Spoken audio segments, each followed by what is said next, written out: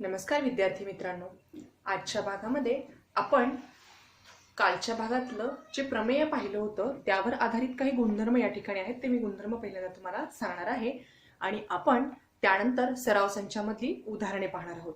बघा, या ठिकाणी तुमच्या पाठ्यपुस्तकामध्ये पान क्रमांक 58 वरती काही गुणधर्म लक्षात ठेवण्यासाठी दिलेले आहेत. बघा की परस्परांना स्पर्श करणाऱ्या वर्तुळांचा जो स्पर्शबिंदू असतो तो स्पर्शबिंदू त्या वर्तुळाचे केंद्रबिंदू जोडणाऱ्या रेषेवरती असतो.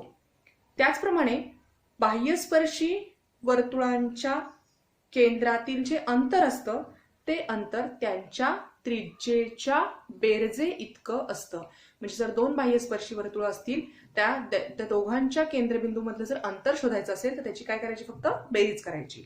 आणि अंतरस्पर्शी वर्तुळांच्या केंद्रातील अंतर त्यांच्या त्रिज्यातील फरका इतकं असतं.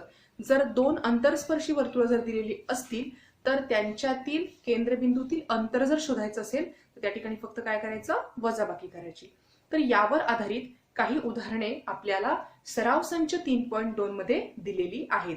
तर या ठिकाणी मी पहिलं आणि दुसरं जे उदाहरण आहे ते फक्त तुम्हाला या ठिकाणी सांगते. पहिल्यांदा बघा की पहिलं उदाहरण असं आहे, दोन अंतरस्पर्शी वर्तुळांच्या त्रिज्या अनुक्रमे 3.5 सेमी. बघा, पहिली त्रिज्या आहे 3.5 सेमी आणि दुसरी त्रिज्या आहे 4.8 सेमी. दुसरी त्रिज्या आहे 4.8 सेमी. तर त्यांच्या केंद्रामधलं अंतर किती, असा प्रश्न या ठिकाणी विचारलेला आहे. आता बघा, ही दोनही वर्तुळे कशी आहेत, अंतरस्पर्शी आहेत. मग आत्ताच आपण गुणधर्म पाहिला होता की अंतरस्पर्शी वर्तुळांच्या केंद्रबिंदू मधलं अंतर हे वजाबाकी करून काढलं जातं. मग या ठिकाणी आपल्याला काय गृहीत धरावं लागणार आहे, तर पहिल्या वर्तुळाची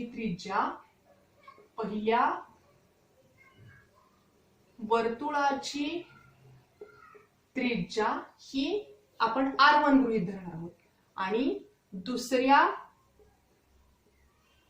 वर्तुळाची त्रिज्या असणार आहे 4.8 सेमी.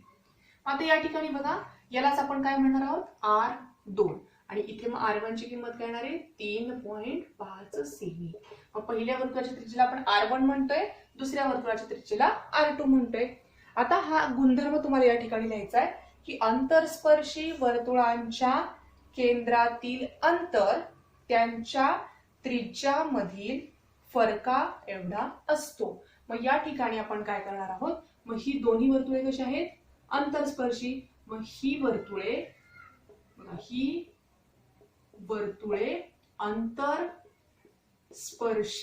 आहेत म्हणून काय करणार आपण, म्हणून आपल्याला काय विचारलंय, त्यांच्या केंद्रातील अंतर. म्हणून केंद्रातील अंतर बरोबर आता इथे येणार आहे R2 वजा R1. मग R2 ची किंमत आहे 4.8 आणि R1 ची किंमत आहे 3.5. याची फक्त तुम्हाला वजाबाकी करायची. आता बघा, 8 मधनं 5 गेले तर उरतील 3, दशांश चिन्ह तसंच, त्याला 4 मधनं 3 गेले उरले 1. म्हणजे त्या ठिकाणी काय येणार आहे, 1.3 सेमी हे त्यांच्या केंद्रबिंदू मधील अंतर असणार आहे.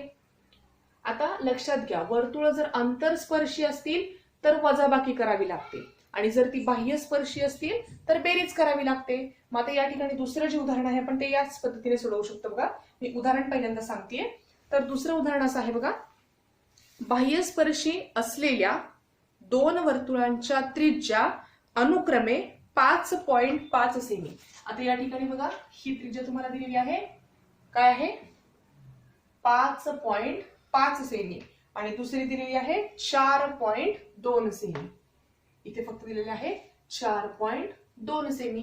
मग या ठिकाणी मगाच्या उदाहरणाप्रमाणे आपण काय लिहिणार, तर पहिल्या वर्तुळाची त्रिज्या R बरोबर इथे फक्त येणार आहे 5.5 सेमी आणि दुसऱ्या वर्तुळाची त्रिज्या आहे R2 बरोबर इथे आहे 4.2 सेमी.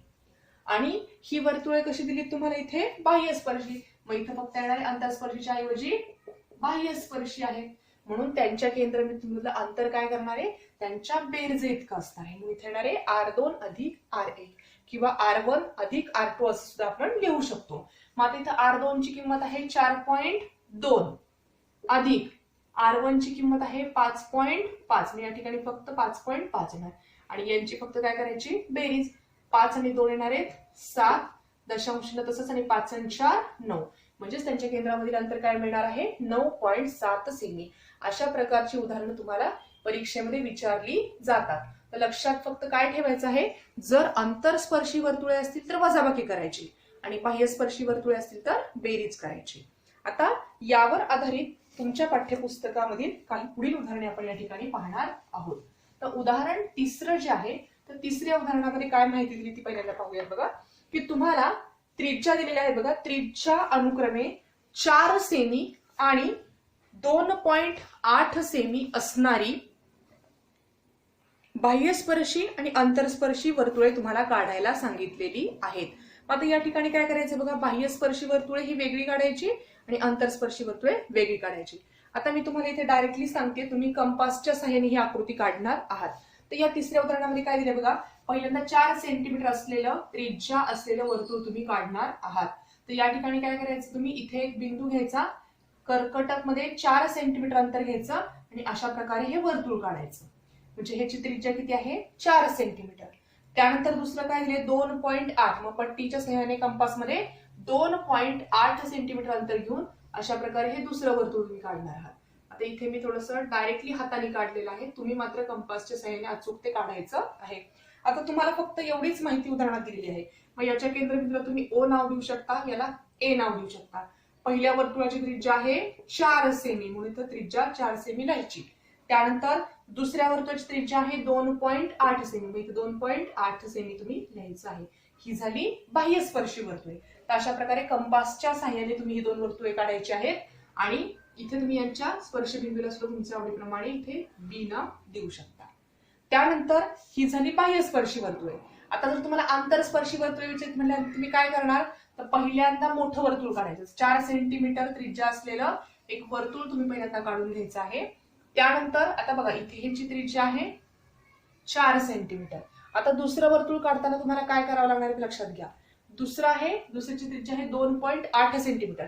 तुम्ही इथे पेन्सिलचं टोक या ठिकाणी ठेवायचं आहे आणि इथून 2.8 वरती समजा इथे असेल तर इथे कंपासचं टोक ठेवून अशा प्रकारे इथे असं दुसरं वर्तुळ तुम्हाला मिळणार आहे. म्हणजे पहिल्या वर्तुळाचा जो मोठ्या वर्तुळाचा केंद्रबिंदू कुठला आहे O, मग या ठिकाणी या बिंदूला आपण O नाव देणार. त्यानंतर दुसऱ्या वर्तुळाचा केंद्रबिंदू आहे A, म्हणून याला A नाव देणार आणि यांचा जो स्पर्शबिंदू आहे त्याला आपण B नाव देणार. आता तुम्ही आकृती कंपासच्या सहाय्याने काढल्यानंतर तुमची आकृती अचूक येणार आहे. तर इथे आंतरस्पर्शी वर्तुळे काढताना लक्षात घ्या, पहिल्यांदा 4 सेंटीमीटर म्हणजे ही त्रिज्या OB किती आहे वरती लिहिते मी 4 सेमी.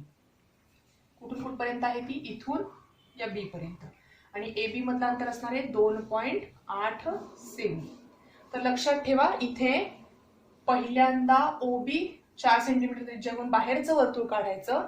त्यानंतर या B बिंदूपाशी पेन्सिल ठेवायची आणि इथे कंपासचं टोक कुठे ते बघायचं 2.8 ला आणि मग हे वर्तुळ काढायचं आहे. तर अशा प्रकारे हे बाह्यस्पर्शी वर्तुळे आणि ही अंतरस्पर्शी वर्तुळे तुम्ही काढू शकता. आता या उदाहरण संग्रहामधील पुढचे जे उदाहरण आहेत ते आपल्याला इथे सोडवायचे आहेत. बघा चौथं जे उदाहरण आहे ते उदाहरण पहिल्यांदा आपण पाहूया. तर इथे तुम्हाला एक आकृती दिली आहे, ती आकृती मी पहिल्यांदा या ठिकाणी काढते. एक छोटं वर्तुळ तुम्हाला इथे दिलेलं आहे आणि दुसरं एक मोठं वर्तुळ या ठिकाणी दिलेलं आहे. त्यानंतर इथे या वर्तुळांच्या त्रिज्या दिलेल्या आहेत. हा बिंदू आहे P, हा बिंदू आहे R आणि या ठिकाणी हा Q बिंदू दिलेला आहे. त्यानंतर इथे B या बिंदूला नाव दिलेलं आहे. त्यानंतर इथे ही दुसरी त्रिज्या इथे दर्शवली आहे, या बिंदूला A नाव दिलेलं आहे. त्यानंतर इथे AR हा रेषाखंड जोडलेला आहे, तसंच इथे खाली RB रेषाखंड जोडलेला आहे. ही आकृती तुमच्या पाठ्यपुस्तकामध्ये दिलेली आहे. आता उदाहरण क्रमांक 4 काय आहे ते आपण पाहूया. की या दिलेल्या आपण आता जी आकृती काढली या आकृतीमध्ये केंद्र P आणि केंद्र Q असलेली वर्तुळे परस्परांना R बिंदूमध्ये स्पर्श करतात. त्यानंतर बिंदू R मधून जाणारी रेषा, बिंदू R मधून जाणारी जी रेषा आहे ती वर्तुळाला अनुक्रमे ए बिंदूमध्ये आणि बी बिंदूमध्ये छेदती. म्हणजे बघा आर मधून जाणारी ही जी रेषा आहे ही रेषा पहिल्या वर्तुळाला ए मध्ये दुसऱ्या वर्तुळाला बी मध्ये छेदत आहे बघा.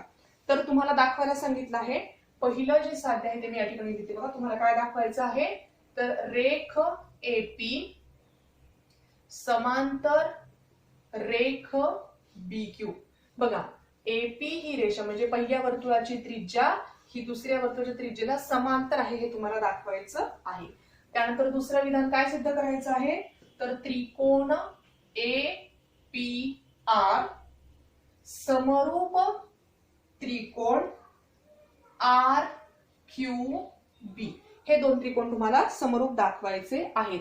आणि तिसरं जे विधान आहे ते असं आहे बघा की जर कोण पी ए आर याचं माप जर 35 अंश असेल तर तुम्हाला कोण आर क्यू बी बरोबर किती, त्याचं माप किती हे विचारलेलं आहे. आता इथे या उदाहरणामध्ये लक्षात घ्या, हे उदाहरण सोडवण्यासाठी मी काय करणार आहे तर सुरुवातीला बघा इथे पी हा पहिल्या वर्तुळाचा केंद्रबिंदू आहे म्हणजे एपी ही त्याची त्रिज्या झाली. त्यानंतर पी आर ही दुसरी त्रिज्या झाली. त्यानंतर दुसऱ्या वर्तुळामध्ये क्यू आर ही पहिली त्रिज्या आणि क्यू बी ही दुसरी त्रिज्या झाली. त्याचप्रमाणे आपण आर बिंदू जाणारी रेषा ए बी या ठिकाणी जोडलेली आहे. आता सगळ्यात पहिलं जे विधान आपल्याला सिद्ध करायचं ते काय सिद्ध करायचं आहे तर पहिल्या वर्तुळाची त्रिज्या एपी ही बीक्यू ला काय आहे समांतर दाखवायची. आता समांतर रेषा कुठे मिळतात तर समांतर रेषा आपल्याला नेहमी ज्या ठिकाणी अशा प्रकारे झेड आकाराचा व्युत्क्रम कोन मिळतो त्याच ठिकाणी समांतर रेषा मिळतात. मग आपल्याला या ठिकाणी काय दाखवणार आहे हा जो कोन आहे आणि हा खालचा कोन म्हणजे कोन पी ए आर आणि आर बी क्यू हे दोन कोन जर आपण एकरूप दाखवले तर त्या रेषांना आपण समांतर म्हणू शकतो. मग यासाठी सुरुवातीला आपल्याला बघा आकृतीवरनं जी माहिती दिसते ती पहिल्यांदा आपण पाहणार आहोत. बघा पहिलं विधान सोडवण्यासाठी मी या ठिकाणी बघा P dash R dash Q. बघा पी आर क्यू हे तीनही बिंदू एकाच सरळ रेषेवरती आहेत. बघा आपण काल जे प्रमेय पाहिलं होतं स्पर्शवर्तुळांचं त्या प्रमेयानुसार आपण P dash R dash Q म्हणू शकतो आणि आकृतीमध्ये पण ते दिसत आहे. त्याच नंतर आपण हा पहिला आकृतीमधला पहिल्या वर्तुळामधला पहिला त्रिकोण घेऊया. तो जो त्रिकोण आहे तो त्रिकोण आहे त्रिकोण पी ए आर. बघा त्रिकोण पी ए आर. आता लक्षात घ्या या त्रिकोणामध्ये पी ए ही पण वर्तुळाची त्रिज्या आहे आणि पी आर ही सुद्धा काय आहे वर्तुळाची त्रिज्या आहे. म्हणून आपण काय लिहू शकतो रेख पी ए एकरूप रेख पी बी. कारण त्या काय आहेत वर्तुळाच्या त्रिज्या आहेत म्हणून त्या दोन्हींना आपण एकरूप लिहू शकतो. आता लक्षात घ्या या त्रिकोणामध्ये जर या वर्तुळाच्या ह्या दोन त्रिज्या असतील तर त्या एकरूप असतील. त्यांच्या समोरचे कोण कसे असतात एकरूप असतात. मग पी ए बाजूच्या समोरचा कोण कुठला आहे कोण पी आर ए. आता बघा इथे पी ए बाजूच्या समोरचा कोण कुठला घ्यायचा आपला हा आर एन आहे. म्हणजेच कुठला कोण लिहिणार तुम्ही पी आर ए म्हणजेच कोण पी आर ए एकरूप कोण पी बी. आता लक्षात घ्या या ठिकाणी सॉरी पी आर लिहायला पाहिजे पी आर. आता ही पी आर ही जर वर्तुळाची त्रिज्या असेल तर या रेषेच्या समोरचा कोण कुठला येणार आहे हा म्हणजेच कुठला कोण येणार आहे कोण पी ए आर. आता लक्षात घ्या मी पुन्हा एकदा सांगते या पहिल्या वर्तुळामध्ये हा जो त्रिकोण आपण पी ए आर घेतलेला आहे त्या त्रिकोणामध्ये पी ए आणि पी आर या रेख किंवा या त्रिज्या एकरूप आहेत कारण त्या वर्तुळाच्या त्रिज्या आहेत. आणि जर त्या एकरूप असतील त्यांच्या समोरचे कोण एकरूप असतात. मग पहिली बाजू कुठली आहे पी ए. मग पी ए च्या समोरचा कोण कुठला येणार आहे कोण पी आर ए म्हणजे इथे क्रॉस केलेला हा कोण तो कोणाशी एकरूप असणार आहे पी आर समोरचा कोण म्हणजे पी आर च्या समोरचा कोण कुठला आहे हा म्हणजे पी ए आर म्हणून कोण पी ए आर आपल्याला एकरूप मिळतील.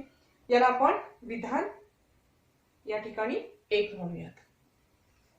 आता बघा सेम हीच कृती आपण या वर्तुळासाठी लिहू शकतो. म्हणजे समजा मी त्रिकोण दुसरा त्रिकोण कुठला घेणार आपण या ठिकाणी तर त्रिकोण क्यू आर बी. त्रिकोण क्यू आर बी हा जर घेतला बघा क्यू आर बी मध्ये कुठल्या रेख एकरूप मिळणार आहेत तर रेख क्यू आर एकरूप रेख क्यू बी. या पण काय आहेत वर्तुळाच्या त्रिज्या आहेत म्हणून या ठिकाणी या दोन रेख कशा असतील एकरूप असतील. मग या रेखांच्या समोरचे कोण घ्यायचे मग क्यू आरच्या समोरचा कोण कुठला आहे? हा म्हणजे कुठला कोण? क्यू बी आर. कोण? क्यू बी आर एकरूप असणार आहे कोण? क्यू बी. क्यू बी या बाजूच्या समोरचा कोण म्हणजे हा कोण, म्हणजे कुठला येणार आहे? Q R B. कोण? Q R B. याला दुसरे विधान म्हणूया. आता बघा या ठिकाणी पहिल्या त्रिकोणावरून आपल्याला हे दोन कोण एकरूप मिळाले, या त्रिकोणावरून आपल्याला हे दोन कोण एकरूप मिळाले, पण आकृतीचं जर निरीक्षण केलं तर बघा हा इथला कोण आणि हा कोण पण एकरूप असणार आहेत, कारण ते एकमेकांचे काय आहेत? विरुद्ध कोण आहेत. आणि अशा प्रकारे कुठला कोण मिळणार आहे मग तुम्हाला? कोण पी आर ए. कोण पी आर ए एकरूप कोण क्यू आर बी. याला तिसरं विधान म्हणूयात, कारण हे एकमेकांचे काय आहेत? विरुद्ध कोण आहेत. आता तुम्ही म्हणाल हे सगळी विधानं काढण्यामागचं कारण काय आहे? तर लक्षात घ्या, या त्रिकोणावरून आपल्याला हे दोन कोण एकरूप दाखवता आले, या संपूर्ण त्रिकोणावरून हे दोन कोण एकरूप दाखवता आले, त्याचप्रमाणे हे एकमेकांचे विरुद्ध कोण आपण एकरूप दाखवले. तर लक्षात घ्या, हा कोण याच्याशी एकरूप आहे, हा कोण याच्याशी एकरूप आहे आणि हा कोण याच्याशी एकरूप आहे. याचा अर्थ काय झाला की हे दोन कोण कसे झाले? एकरूप झाले, आणि तेच आपल्याला सिद्ध करायचं होतं. तर म्हणून आपल्याला या तीनही विधानांवरून काय मिळणार आहे? म्हणून कोण पी ए आर. कोण पी ए आर एकरूप कोण, बघा पी ए आर एकरूप कोण आर बी क्यू. हे विधान 1, 2 आणि 3 म्हणून आपण म्हणू शकतो. आणि आता लक्षात घ्या, इथे कोण पी ए आर आणि कोण आर बी क्यू हे दोन कोण आपण या तीनही विधानांवरून काय दाखवले? एकरूप दाखवले. आणि हे जे कोण आहेत तर हेच कोणांची फक्त आपण नावं बदलणार आहोत. बघा तर ती नावं कशी बदलणार आहेत लक्षात घ्या. हा जो कोण पी ए आर आहे त्याच्याऐवजी मी पी ए बी लिहिणार आहे. कोण P A B. P A R च्या ऐवजी फक्त काय लिहिले मी? बी. त्यानंतर एकरूप कोण, आता बघा आर बी क्यू च्या ऐवजी मी काय लिहिणार आहे? A B Q. आणि हे दोन कोण जे आहेत ते एकमेकांचे काय झाले बघा आकृतीवरनं? पी ए बी आणि ए बी क्यू हे एकमेकांचे व्युत्क्रम कोण झाले. आणि व्युत्क्रम कोण कुठे मिळतात आपल्याला? या ठिकाणी बघा हे जर दोन कोण व्युत्क्रम कोण असतील ते दोन समांतर रेषांच्या मध्ये मिळतात. म्हणून आपल्याला काय मिळणार आहे? म्हणून रेख एपी समांतर रेख बी क्यू. लक्षात घ्या, इथे तुम्ही हे लक्षात कसं ठेवणार आकृतीवरनं हे मी या ठिकाणी सांगते बघा. पहिल्यांदा हा त्रिकोण घेतला, या त्रिकोणामध्ये या दोन बाजू एकरूप दाखवल्या, त्यावरून आपल्याला हे दोन कोण एकरूप मिळाले. त्याचप्रमाणे या त्रिकोणामध्ये या दोन बाजू आपण एकरूप दाखवल्या, त्यावरून आपल्याला हे दोन कोण एकरूप मिळाले. हे दुसरं विधान मिळालं. त्यानंतर हे दोन एकमेकांचे विरुद्ध कोण आहेत, तिसरं विधान मिळालं.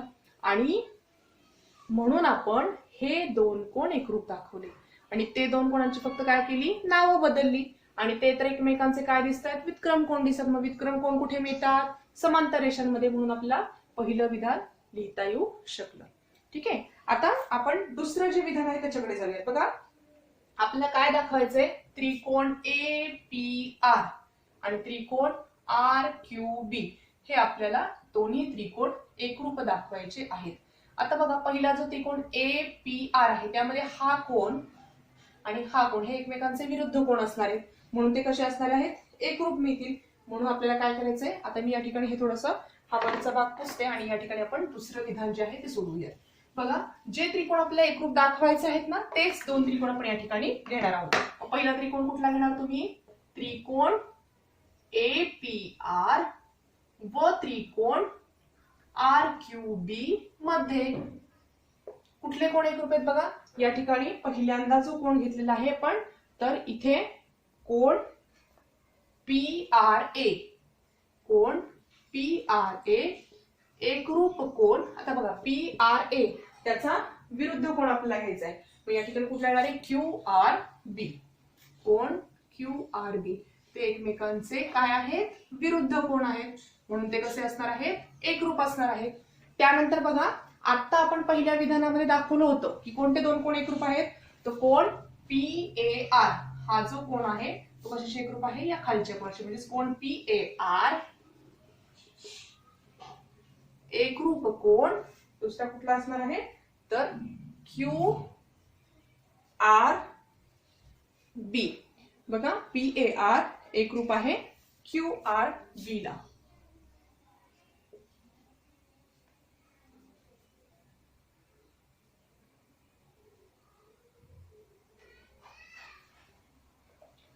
QBR ला. आणि म्हणून हे दोन त्रिकोण कुठल्या कसोटीने एकरूप झाले, त्रिकोण APR समरूप त्रिकोण RQB कोको कसोटीनुसार. तर बघा अशा प्रकारे फक्त आपल्याला काय करायचं होतं, हे दोन त्रिकोण समरूप दाखवण्यासाठी काय केलं, हे दोन कोण एकरूप दाखवले आणि हे दोन कोण मगाशीच आपल्याला एकरूप मिळालेत, म्हणून त्यानुसार आपण ते दोन्ही त्रिकोण समरूप दाखवू शकतो. कुठल्या कसोटीनुसार तर कोको कसोटीनुसार. ते एकरूप आहेत म्हणून ते समरूप असणार आहे. आता तिसरं जे विधान आहे तर तिसऱ्या विधानाकडे आपण जाऊयात. बघा तुम्हाला काय दिलेलं आहे या ठिकाणी, तर इथे तुम्हाला कोण PAR या कोणाचं माप दिलेलं आहे. बघा या कोणाचं माप आहे 35 अंश. लक्षात घ्या. आणि तुम्हाला कुठल्या कोणाचं माप विचारलेलं आहे, RQB या कोणाचं माप विचारलेलं आहे. आता लक्षात घ्या, हा कोण 35 आहे म्हणजे हा पण कोण किती असणार आहे 35. मग अशीच आपण ती विधान शोधलीत, हे दोन कोण एकरूप आहेत म्हणून हा 35 येणार. हा 35 आहे म्हणजे नंतर हा पण काय असणार आहे 35 असणार, कारण एकमेकांचे विरुद्ध कोण आहे. त्याचप्रमाणे हा पण कोण कसा असणार आहे 35 अंशाचा असणार आहे. मग आपण आता काय करणार आहोत, तर याच्यामध्ये लक्षात घ्या, तुम्ही इथे पहिल्यांदा जी दिलेली माहिती ती पहिल्यांदा आपण लिहिणार. म्हणजे काय येणार आहे, कोण PAR बरोबर 35 अंश. आणि विधान 1, 2 आणि 3 वरून आपल्याला फक्त हे दोनच कोण लिहायचे, म्हणून आपण 1, 2, 3 वर्ण ही सगळी माप आपल्याला 35 मिळणार आहे. फक्त आपल्याला जे कोण आवश्यक आहे तेवढेच आपण लिहितोय.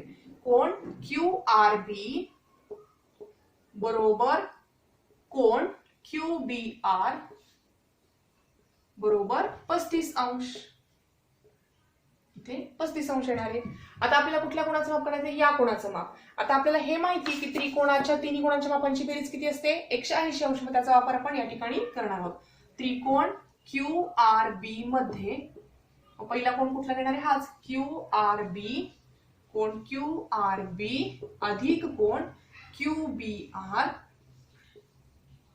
अधिक कोण कुठला विचारलाय आपल्याला RQB, म्हणून येणार आहे RQB बरोबर 180 अंश. कारण त्रिकोणाच्या तिन्ही कोणाच्या मापांची बेरीज किती असते 180. मग यामध्ये फक्त माप लिहायचे. याचं माप आहे 35 अंश, याचं पण माप आहे 35 अंश अधिक कोण RQB तसेच बरोबर 180 अंश. 35 आणि 35 झाले 70 अंश अधिक कोण RQB बरोबर 180 अंश. म्हणून कोण RQB बरोबर 180 वजा 70 बरोबर येणारे 110 अंश. म्हणून कोण RQB बरोबर 110 अंश. तर अशा प्रकारे आपण ही तीनही विधाने या ठिकाणी सोडवून पाहिली. बघा, तर पहिल्या विधानासाठी आपण काय केलं, तर हे दोन कोण एकरूप दाखवले या त्रिकोणामधले, नंतर या त्रिकोणाचा विचार केला, नंतर हे दोन कोण एकरूप दाखवले आणि आपण त्या रेषा समांतर दाखवल्या. त्यानंतर हे दोन त्रिकोण एकरूप दाखवण्यासाठी दोन जे आपल्याला विधान 3 मिळाली त्याचा वापर पण केला आणि हे समरूप दाखवले. आणि याही ठिकाणी आपण त्या तीनही विधानांचा वापर करून या त्रिकोणाच्या कोणांच्या मापांची बेरीज घेतली. त्यावर आपल्याला या कोण RQBचं माप काय मिळालेलं आहे 110 अंश. तर अशा प्रकारे तुम्ही ही उदाहरणं वहीमध्ये सोडवू शकता. आता आपण पुढील उदाहरणाकडे जाणार आहोत.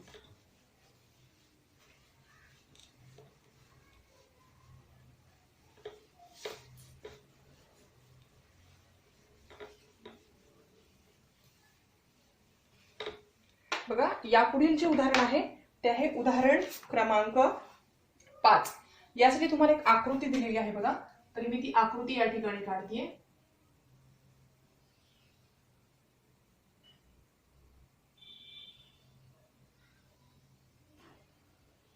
थोडीशी वर्तुळे काढताना फरक पडणार आहे. तुम्ही तुमच्या कंपासच्या सहाय्याने ही वर्तुळं व्यवस्थितरित्या काढू शकता.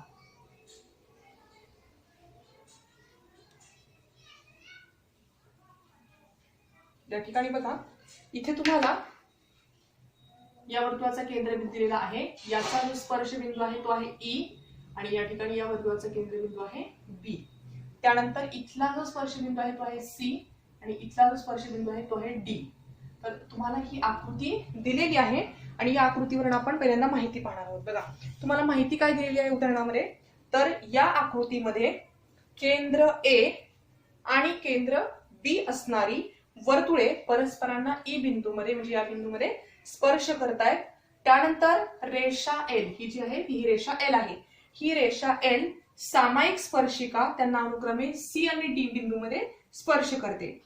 तर जर त्या वर्तुळांची त्रिज्या अनुक्रमे 4 सेंटीमीटर आणि 6 सेंटीमीटर आहे, म्हणजे या वर्तुळाची ही त्रिज्या आहे 4 सेंटीमीटर आणि या वर्तुळाची ही जी त्रिज्या आहे ती आहे 6 सेंटीमीटर. तर तुम्हाला विचारलेलं आहे या सीडी या रेषेची किंवा रेख सीडीची लांबी किती असेल हा प्रश्न तुम्हाला या ठिकाणी विचारलेला आहे. आता बघा आकृतीमध्ये फक्त तुम्हाला काय दिलंय की पहिल्या वर्तुळाची त्रिज्या 4 सेंटीमीटर आणि या वर्तुळाची त्रिज्या तुम्हाला दिलेली आहे 6 सेंटीमीटर. मग याचाच वापर आपण या ठिकाणी करणार आहोत आणि हे उदाहरण सोडवणार आहोत. आता बघा या ठिकाणी आपल्याला काही रचना कराव्या लागणार आहेत. पहिल्यांदा आपण काय करूया, तर हा ए ई बी हा बिंदू आपण जोडणार आहोत. आता लक्षात घ्या इथे ही रेषा लंब नाही, आपण काय करणार आहोत त्याच्यानंतर ए बिंदूतून इथे आपण एक लंब रेषा काढणार आहोत इथे आणि हा जो बिंदू आहे त्या बिंदूला आपण एम नाव देणार आहोत. इथे एम. आता इथे लक्षात घ्या इथे ही रेषा लंब आहे. ही रचना आपण या ठिकाणी आकृतीमध्ये केलेली आहे. आता बघा या वर्तुळाची त्रिज्या आहे 4 सेंटीमीटर आणि इथे डी बी ही संपूर्ण जी त्रिज्या आहे त्याची लांबी आहे 6 सेंटीमीटर. तुम्हाला सीडी रेषाखंडाची लांबी विचारलेली आहे. मग पहिल्यांदा आपण जी रचना केली ती आपण रचना या ठिकाणी लिहिणार आहोत. तर पहिल्यांदा आपण काय केलं, रेख एसी म्हणजे पहिल्या वर्तुळाची त्रिज्या, नंतर रेख बीसी आणि हे काय केले आपण काढले. त्यानंतर काय केले बघा, रेख एएम हा लंब काढलाय. कशावरती काढलाय, तर रेख बीडी वरती.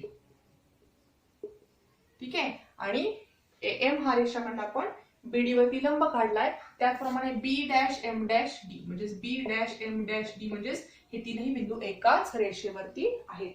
आता तसंच तुम्हाला आकृतीमध्ये दिसतंय बघा की ए डॅश ई डॅश बी म्हणजे ए ई बी हे तीनही बिंदू सुद्धा कसे आहेत, एका सरळ रेषेवरती आहेत. आता आपण यावरून जे आकृतीत माहिती दिसते त्यानुसार आपण काही माहिती या ठिकाणी लिहिणार आहोत. आता बघा इथे पहिल्या वर्तुळाची ही एसी ही त्रिज्या आहे, म्हणजे जेवढी लांबी एसी ची असणार आहे तेवढीच लांबी कशी असणार आहे, एई ची असणार आहे. ती आहे 4 सेमी. त्यानंतर दुसऱ्या वर्तुळाच्या 2 त्रिज्या बघा, पहिली त्रिज्या आहे बीई आणि दुसरी त्रिज्या आहे बीडी. ती किती असणार आहे, 6 सेमी. हे तुम्हाला उदाहरणामध्ये दिलेलं आहे, त्यावरून आपण ही माहिती लिहिली. आता तसंच कोण इथे जो आहे बघा, ही त्रिज्या आणि ही स्पर्शिका जर असेल तर या ठिकाणी 90 अंशाचा कोन तयार होतो. त्याचप्रमाणे यावर दुसऱ्या वर्तुळाची ही त्रिज्या आहे आणि ही स्पर्शिका आहे, या ठिकाणी तयार कोन पण कसा असणार आहे, 90 अंशाचा असणार आहे. म्हणून कोन ए सी डी बरोबर कोन बी डी सी बरोबर 90 अंश. हे दोन्ही कोन कसे असणार आहेत, 90 अंश मापाचे असणार आहेत. आता आपण या आकृतीमध्ये थोडस विचार करतोय बघा की हा जो चौकोन ए एम डी सी बघा, ए एम डी सी जो आहे या चौकोनामध्ये चारही कोणांच्या मापांची बेरीज किती असते, 360 अंश असते. आता या ठिकाणी बघा पहिला जो कोण आहे तो कोण घेऊयात आपण, कोण ए सी डी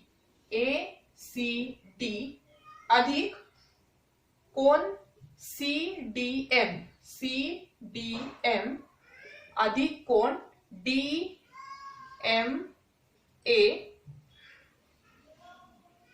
आणि सी ए एम.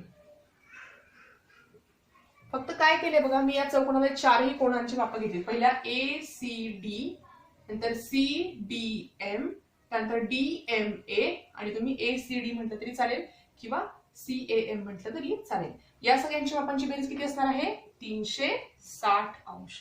कारण चौकोनाच्या चारही कोणांच्या मापांची बेरीज किती असते, 360 अंश असते. मग आता यापैकी 3 कोण आपल्याला माहिती आहेत बघा, हा कोण 90 आहे, हा कोण 90 आहे आणि इथला 90 आहे म्हटल्यानंतर आतल्या बाजूचा पण 90 असणार आहे. म्हणून आपण काय लिहू शकतो, 90 अंश अधिक 90 अंश अधिक 90 अंश.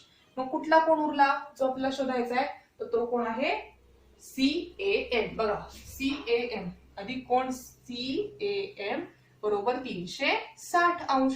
मग 90 अधिक 90 अधिक 90 काय येणार आहे? 9 त्रिक 27 म्हणजे 270 अंश अधिक कोण CAM बरोबर 360 अंश.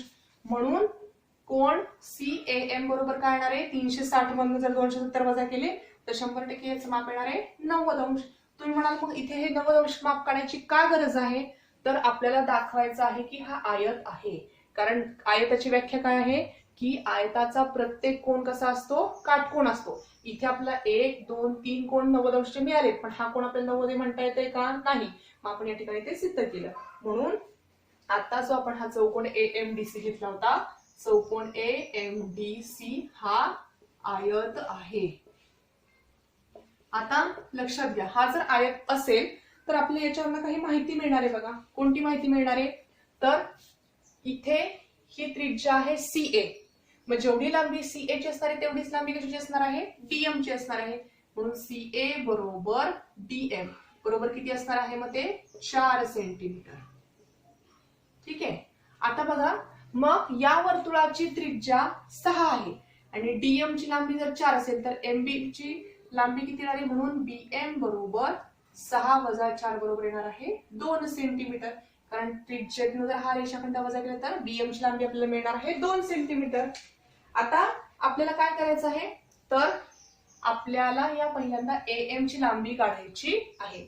मग आता लक्षात घ्या, जर आपण इथे आपल्याला इथे हा खालचा जर त्रिकोण आपण विचारात घेतला, त्रिकोण AMB, तर तो काटकोन त्रिकोण आहे.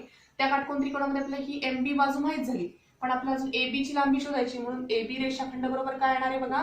तर AB बरोबर काय येणार आहे? AE अधिक EB. मग AE अधिक EB. AE ची लांबी म्हणजे पहिल्या वर्तुळाची त्रिज्या आहे 4 सेंटीमीटर, त्यानंतर या दुसऱ्या वर्तुळाची त्रिज्या आहे 6 सेंटीमीटर. म्हणून AB बरोबर काय मिळणार आहे आपल्याला? 10 सेंटीमीटर. मग आता बघा, हा जो खालचा त्रिकोण AMB आहे त्याच्यामध्ये MB ची लांबी आपल्याला माहिती आहे 2 सेंटीमीटर आहे, AB ची लांबी मिळाली 10 सेंटीमीटर. त्यामुळे आपल्याला ह्या बाजूची लांबी काढता येऊ शकते. पायथागोरसचं प्रमेय आपण या ठिकाणी वापरू शकतो.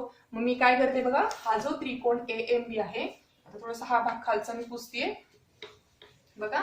त्रिकोण AMB मध्ये पायथागोरसच्या प्रमेयानुसार